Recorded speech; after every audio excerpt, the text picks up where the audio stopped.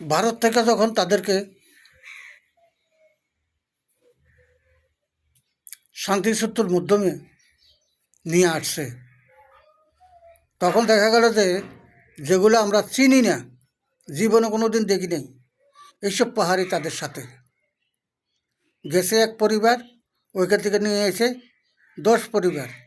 তার মানে ভারত সরকার এই 3 পার্বত্য চট্টগ্রামকে গ্রাস করার জন্য, দখল করার জন্য, আত্মসাৎ করার জন্য এই ভারত থেকে তাদের সাথে শান্তি চুক্তির ভিতরে প্রধানমন্ত্রীর হাত করে এই লোকগুলো ঢুকিয়ে দিছে।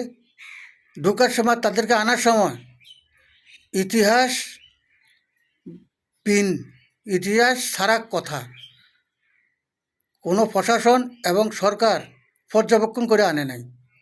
কজন গেল বা কজন আসলো, গেছে একজন, আসছে 10 জন, গেছে এক পরিবার, আসছে 10 পরিবার। এই হলো আইসা এই দেশটাকে দখল করে এখন স্বাধীনতার ঘোষণা, মানে ভারতের 3 পার্বত্য চট্টগ্রামের ভারতের অংশ করার অর্থ হলো এখানে 3 পার্বত্য চট্টগ্রাম ভারতের অংশ করার অর্থ বহুত আগের থেকে, এটা আজকের না, বহুত আগের থেকে।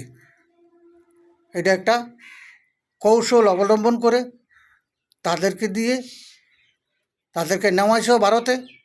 উন্দুনে তারা এই দেশ ছেড়ে চলে গেছে, এই দেশে গণ্ডগোল করছেও ভারতের উন্দুনে।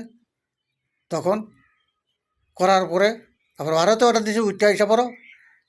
এটা হলো ভারতের কূটনীতি চাল। চাইলে তাদেরকে নিয়ে এক পরিবার নিচে 10 পরিবার নামাই দিছে, দিয়ে তাদেরকে এখন প্রশিক্ষণ দিয়ে, অস্ত্র দিয়ে নামাই দিছে এই দেশটাকে ভারতের অংশ বানানোর জন্য। যার জন্য আজকে এই মানুষের কপালে এই দুঃখ।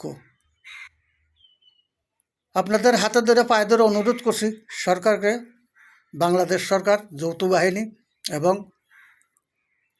সমস্ত ছোট জেলার জনগণের প্রতি আমার আকুল আবেদন, আপনারা এটা পর্যবেক্ষণ করে দেখুন। ঘটনা কিন্তু সত্য, সত্য, সত্য, সত্য।